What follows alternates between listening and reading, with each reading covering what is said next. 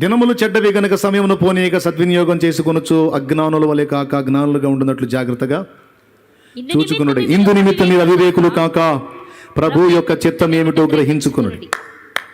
దేవుని చిత్తాన్ని తెలుసుకొని ఆ చిత్తాన్ని నెరవేర్చే విధంగా ఎవరైతే జీవిస్తారో వారి జీవితాలు భూమి మీద సాఫల్యత పొందుతాయి, సఫలమవుతాయి. దైవ చిత్తాన్ని గుర్తించకుండా అసలు నీ పట్ల దేవునికి ఉన్న ఉద్దేశం ఏంటో, ప్లాన్ ఏంటో, ప్రణాళిక ఏంటో నువ్వు లక్ష్య పెట్టకుండా నువ్వు ఎలాంటి జీవితం జీవించినా దానికి అర్థం లేదు, పరమార్థం అంతకన్నా లేదు.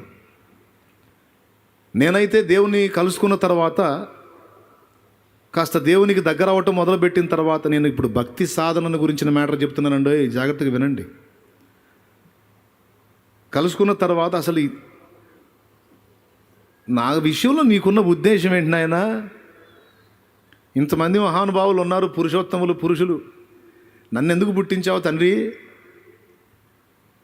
మీరు కూడా అడగవచ్చు. ఇంతమంది స్త్రీరత్నాలు, స్త్రీ శిరోమణులు చాలామంది ఉన్నారు, నన్ను ఎందుకు పుట్టించావు ప్రభువా? నిజమే, ఇది ఆలోచించుకోవాల్సిన ప్రశ్నే బ్రదరో, కాదా? అవునా?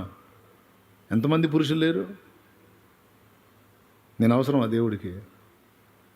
పురుషులు లేకనా నేను పుట్టాను? 7గురిని కన్నది మా అమ్మ, 8వ వాడిని నేను. 7గురిని కానీ ఇక పరిపూర్ణ సంఖ్య ముగించినట్టుంది, విరక్తి చెందినట్టుంది. ఇక నాకు వద్దులే పిల్లలని ఆపరేషన్ చేయించడానికి బయలుదేరిందంట. బయలుదేరిందని వెనక్కి తీసుకొచ్చారు. అప్పుడు నేను తయారయ్యా నీ ప్రాణానికి. లేకపోతే ఎక్కడ శ్రీకాకుళం, ఏడచిలకలూరిపేటండి. ఏంది ఈ బాధలు? నా ప్రభువుకే మహిమ. హల్లెలూయా. అంటే మా అమ్మ ప్లాన్లో లేను నేను, మా నాయన ఉద్దేశంలో కూడా లేను. ఆయన మాత్రం ఏళ్ళు అవుతాడు 7 శాల్తీల్ని. ఫోన్లే, మంచి నిర్ణయం తీసుకున్నావు. అందరూ సపోర్ట్ చేశారు. ఎవరినో ఒకరిద్దరిని ప్రేరేపించి ఆపితే నేను అనేవాడిని ఉనికిలోకి వచ్చా. నాకు డౌటు, నా చిన్నప్పుడు అప్పుడప్పుడు చెబుతుంటారు కదా అమ్మోళ్ళు, ఇట్లా రిక్షా బండి ఎక్కానయ్యా ఆపరేషన్ చేయించుకుందామని. మా నాన్న చెప్పాడు, అలాగే మీ నాయనమ్మ చెప్పింది, అందుకని వెనక్కి వచ్చా. అప్పుడు పెట్టాను అంటది అప్పుడప్పుడు మా అమ్మ. దేవునికి ఏదో ఆమె చెప్పింది, ఆమె ఆనందం, నేను కూడా వింటాను ఆనందం. నాకు అప్పుడు ఆ మాట అన్నప్పుడు అలా డౌటు, దేవా ఎంతమంది పురుషులు లేరు, నేనెందుకు ప్రభా? నీకు ఎప్పుడన్నా వచ్చిందో నీ జీవితం మీద ఎంతమంది స్త్రీలు లేరు, నన్ను ఎందుకు పుట్టించావు? నాకు ఈ బాధ లేనిది. కొంతమంది భర్త టార్చర్ పడలేని వాళ్ళు, ఈ దుర్మార్గుడిని ఎందుకు చేసావు ప్రభా నాకు అసలు? కొంతమంది భర్త టార్చర్ పడలేక ఇట్లాంటి మాట్లాడారు. కొంతమంది భార్య టార్చర్ పడలేక, దేవా ఎంతమంది స్త్రీలు లేరు, ఈ దుష్టాలు నాకెందుకు ఇచ్చావు నాయన? ఈ దుష్టాలు దెబ్బకు ఏ రైలు కింద పడదామనిపిస్తుంది బ్రో. మాట వరుస చెబుతున్నానండి. పోనీ అట్లా కాకపోయినా ఇంకా వేరే సమస్యలకైనా అనిపించలే? అసలు ఎందుకు నేను, అసలు నా జీవితం అవసరమా, నాదొక బతికేనా, నేను ఎందుకు అనే ప్రశ్న రాలేదా? వచ్చింది. ప్రతి మనిషికి ఏదో సందర్భంలో వస్తుంది అది. అయితే ఇప్పుడు చెప్తున్నాను వినండి. ఇక్కడ కూర్చున్న వాళ్ళలో కావచ్చు, ఈ లైవ్ వీక్షించే వాళ్ళలో కావచ్చు, ఎంతమంది ఉన్నారో నాకు తెలియదు, కానీ అందరికీ చెప్తున్నా, నువ్వంటూ ఉనికిలోకి వచ్చావంటే ఈ లోకంలో నువ్వు రావాలని ఎవరు ఆశించలేదు, నిన్ను నిర్మించడానికి ఎవరూ పూనుకోలేదు, కానీ నువ్వనే వ్యక్తివి ఉనికిలోకి రావాలని దేవుడు కోరుకున్నాడు. నీ సృష్టికర్త కోరుకున్నాడు, ఆయన కోరుకున్నాడు, ఆయన అనుకున్నాడు కనుక నీకు ఒక రూపం, నీకు ఒక ఉనికి, నీకంటూ ఒక జీవం ఏర్పడింది. లేకపోతే నీకు నాకు నామరూపాలే లేవు, ఉనికే లేదు అసలు మనకి. ఇప్పుడు చెప్పండి, వేస్ట్ సరికి ఎవరైనా ఉన్నారా ఇంతమందిలో? అనవసరంగా వచ్చిన వాళ్ళు ఎవరైనా ఉన్నారా? నో. అందరి జీవితాలు ఒక ఉద్దేశం ప్రకారం దేవుడు రప్పించాడు. ఇంత పెద్ద భూమండలంలో నీ అవసరత ఉంది. అందరు చెప్పుకోవాలి, నేను అనవసరంగా పుట్టలేదు, అవసరం కోసమే పుట్టాను. చెప్పుకోమ్మా, ఒకసారి చెప్పుకోమ్మా, నేను అనవసరంగా. పురుషులు కూడా చెప్పుకోండి, నేను అనవసరంగా పుట్టలా, నా అవసరత మా బజార్లో ఉంది. అసలు ఎంత మాట అన్నాడు దైవజనుడు.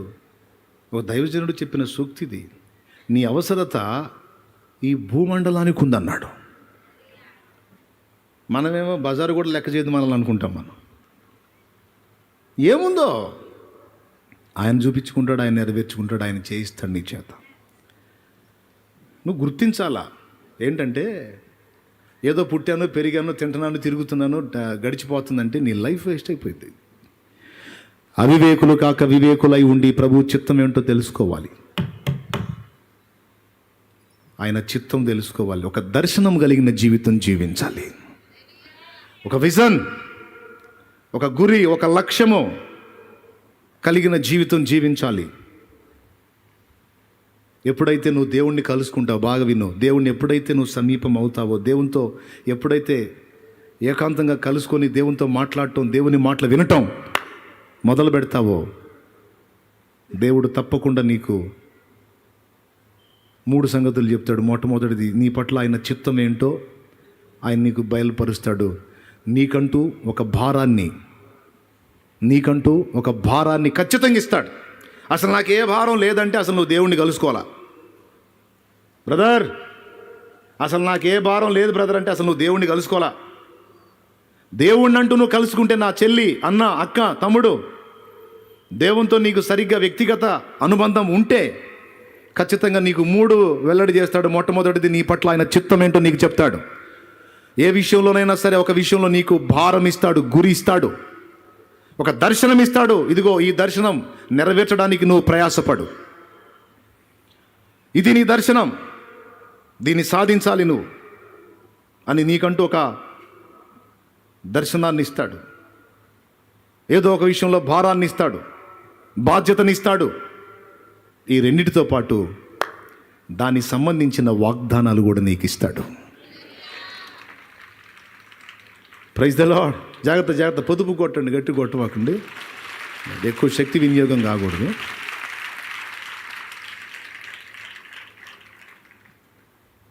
దేవుని సామీప్యంగా కలుసుకున్న వ్యక్తులకి ఏం చేస్తాడండి? 3 సంగతులు. మొట్టమొదటిది, తన చిత్తాన్ని వెల్లడి చేస్తాడు. 2, ఒక భారాన్ని, ఒక దర్శనాన్ని ఇస్తాడు.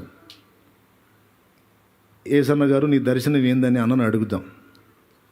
ఏమంటే పాట ఎత్తుకుంటాడే ఆయన. నీ శ్రమలలో పాలొందుటయే నా దర్శనమాయనే, నా తనువందున శ్రమలు సహించి నీ వారసుడానైతిని. నీ శ్రమలలో పాలొందుటయే నా దర్శనమాయనే, నా తనువందున శ్రమలు సహించి నీ వారసుడానైతిని. ఆహా నా ధన్యత, ఓహో నా భాగ్యము, ఏమని వివరింతును,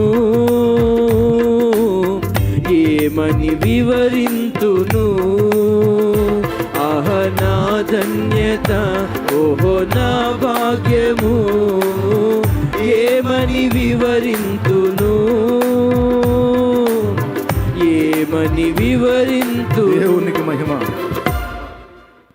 ఆయన జీవితంలో ఆయన ఎదుర్కొన్న చేదైన అనుభవాలను బట్టి ఆయన అనుకుని ఉండొచ్చు, నేను అనేవాడిని భూమి మీద పుట్టడం అవసరమా, నాకు ఈ జీవితం అవసరమా, చచ్చిపోతే పోయింది కదా నా బ్రతుకు, ప్రాణం పోతే బాగుండు కదా అనే అనుభవం ఆయనకు ఉండొచ్చు. నా మట్టుకు నాకుంది అనుభవం. ఈరోజు ఇక్కడ కూర్చున్న వాళ్ళు కావచ్చు, లైవ్లో ఉన్న వాళ్ళు కావచ్చు, విరక్తి చెంది చచ్చిపోతే బాగుండు అని చావు కోసం ఎదురు చూస్తున్నారేమో, ఆత్మహత్య సంబంధమైన ఆలోచనలు చేసుకుంటున్నారేమో. దేవుడు నీతో మాట్లాడుతున్నాడు, పొరపాటును కూడా అలాంటి ఆలోచనలు చేయొద్దు. ఒక ప్లాన్ ఉంది నీ విషయంలో, ఒక ప్రణాళిక ఉంది, ఒక ఉద్దేశం ఉంది, ఒక చిత్తం ఉంది. నువ్వు సాధించాల్సిన కార్యాలు ఉన్నాయి, భూమి మీద ఉన్నాయి. లోకమంతా నిన్ను వేస్ట్ అనొచ్చు, నీ ఫ్యామిలీ నిన్ను తృణీకరించవచ్చు, నీ సన్నిహితులు, నీ ఆత్మీయులు నిన్ను అవమానంగా మాట్లాడి ఉండొచ్చు. వీళ్ళ తిరస్కారాలను బట్టి, తృణీకారాలను బట్టి బ్రతుకే నాకు వద్దనుకునే విరక్తిలోకి వెళ్ళిపోయి ఉండొచ్చు. వాళ్ళెవరు నిన్ను అంటానికి? వాళ్ళు పొగిడితే ఆ పొగడత స్థిరమా, వాళ్ళు నిందిస్తే ఆ నింద స్థిరమా, వాళ్ళు ఇచ్చే ఘనత స్థిరమా, వాళ్ళు ఇచ్చే అవమానం స్థిరమా? వాళ్ళ కోసం నువ్వెందుకు చావాలి? వాళ్ళ మాటల కోసం. దేవుడు అనలేదే నువ్వు అలాంటి ఆలోచనలు చేస్తే, అలా అనుకుంటే, అలా నువ్వు కోరుకుంటే ఆయన ఎంత బాధపడతాడో తెలుసా? మరి మాటలకు ఎందుకు కృంగిపోతున్నావు నా కుమారి, నా కుమారుడా? నేను నా కోసం నిర్మించుకున్నాను రా నిన్ను. అమ్మా, నేను నా కోసం నిర్మించుకున్నాను నాయన నిన్ను. ఎందుకు చావాలనుకుంటున్నా? అవసరం లేదు. నేను శక్తిహీనుడు అయితే కదా. నువ్వు నవ్వని రేపు నిన్ను చూసి వాళ్ళు సిగ్గుతో తలదించుకోవాలి కదా. నవ్వని, వాళ్ళ ముందు నేను నీ తల ఎత్తుతాను, అప్పుడు వాళ్ళ తలలు దిగుతాయి. హేళన చేయని, ఎగతాళి చేయని. నువ్వెందుకు కృంగిపోవాలి? నువ్వెందుకు వ్యక్తిలోకి వెళ్ళాలి? చేయని. నేను నిన్ను హెచ్చిస్తాను. నిన్ను నిందించిన వారి కంటే ఘనంగా నిన్ను నేను నిలబెడతాను. నువ్వు నా వైపు చూడు. కృంగిపోవద్దు. శత్రువుకి అవకాశం ఇవ్వద్దు. చావును ఆహ్వానించొద్దు. నువ్వు సాధించాల్సిన కార్యాలు ఉన్నాయి. నువ్వు సాధించాల్సిన దైవ కార్యాలు ఉన్నాయి. నిరాశలోకి వెళ్ళిపోయినోళ్ళు, కృంగిపోయినోళ్ళు, దిగజారిపోయినోళ్ళు, శరీర బలహీనతల చేత బాధపడుతూ, ఇన్ని రోగాలతో ఈ శరీరం మీకు అవసరమా? ఈ బ్రతుకు అవసరమా? చావు వస్తే బాగుండని ఎదురు చూస్తున్నావా? ఏమో ఆయన చిత్తమైతే నిన్ను ముట్టి స్వస్థపరిచి ఇంత భయంకరమైన బలహీనతల్లోంచి నా ప్రభు నన్ను బాగు చేసాడని ఒక సాక్షిగా నిలబెట్టి వాడుకుంటాడని ఎందుకు అనుకోవు? ఇంత భయంకరమైన వేదనామయమైన పరిస్థితుల్లోకి వెళ్ళిపోయాను, ఇంకెందుకు అంటున్నావా? ఆ వేదనల్లో నుంచి నిన్ను బయటికి తీసుకొచ్చి నిలబెట్టి తన కృపతో నిన్ను బ్రతుకాలు ఒక సాక్షిగా వాడుకుంటాడేమో. కాదని ఎలా చెప్పగలవు? నువ్వు వేస్ట్ కాదు. నీ శ్రమలలో పాల్గొందుట నా దర్శనం అన్న ఆయన అనుకుని ఉండొచ్చు, నేను అనుకున్నాను. కానీ ఆయన జీవితం ఎలా వాడుకున్నాడో చూడు. ఆయన సాక్ష్యం తెలుసు మీకు, నా సాక్ష్యం కూడా తెలుసు మీకు. నాతో పాటు ఇక్కడ ఉన్న దైవజనుల జీవితాలను కూడా అదే ప్రశ్నించుకుంటే, ఇప్పుడు సేవకులుగా ఉన్నవాళ్ళు, దేవుని కొరకు బలంగా వాడబడుతున్న వాళ్ళు అనుకుని ఉండొచ్చు. వాళ్ళందరినీ దేవుడు తల ఎత్తలేదా? ఘనపరచలేదా? వాడుకోలేదా? జన్మల్ని సాఫల్యం చేయలేదా? చరితార్థం చేయలేదా? అనేకులకు దీవెనకరంగా మార్చలేదా? నిన్ను మార్చడా? ఆ దేవుడు కాదా నిన్ను చేసినోడు? ఆయన కాదా నీ కోసం ప్రాణం పెట్టినాడు? ఆయన కాదా నీ కోసం రక్తం ధారపోసినాడు? ఆయన కాదా నీ కోసం కొరడా దెబ్బలు తిన్నాడు? ఆయన కదా నీ కోసం ఉమ్ములు సహించినవాడు? ఆయన కాదా నీ కోసం కాళ్ళల్లో చేతుల్లో శీలల చేత గుచ్చబడ్డవాడు? ఆయన కదా నీకోసం తన సర్వ శరీరాన్ని నాగలిసాల వలె దున్నబట్టానికి అప్పగించినవాడు, చీలికలు పేలికలు కావడానికి అప్పగించినవాడు? ఆయన కాదా?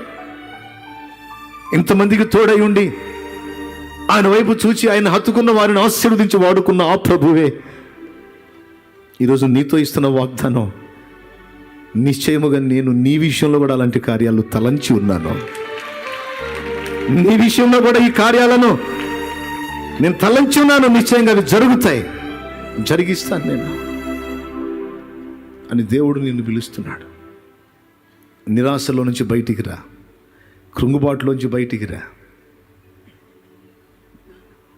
డబ్బులు, ఘనతలు, గొప్పలు, ఐహిక సుఖాలు ఇతరులు పొందుతున్న ఒకవేళ కింది స్థాయిలో ఉన్నావేమో. ఎంత ఏసైగా ఇవన్నీ? ఒక చిటికేస్తే ఎక్కడుంటావు నువ్వు? పోయి గొర్రెలు కాసేవాడు పోయాడున్నాడు అంతే. ఎంతసేపు పట్టింది? ఒక చిన్న రాయి, సరిగ్గా ఆలోచిస్తే ఒక చిన్న రాయి దావీదును సింహాసనం ఎక్కించింది. కత్తులు, ఈటెలు, డాళ్ళు, బడిసెలు, పెద్ద పెద్ద యుద్ధాలు, మహా సంగ్రామాలు కాదా. చిన్న రాయి కొడితే అవుట్ అయిపోయా. చిన్న రాయిని వాడుకొని నేను తీసుకెళ్లి సింహాసనం మీద కూర్చోబెట్టగలడు ఆయన. నీకేం తెలుసు?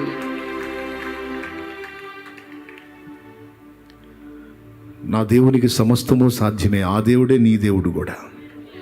ఆయన రెక్కల కిందకు వచ్చావు కనుక ఈరోజు ప్రభువుని గుర్తెరిగినోళ్ళు, గుర్తెరగనోళ్ళు బోళ్ళంతమంది ఉన్నారు. అందరికీ చెప్తున్న దేవుని మాట, ఈరోజు యేసయ్య రెక్కల నీడకు వచ్చావు.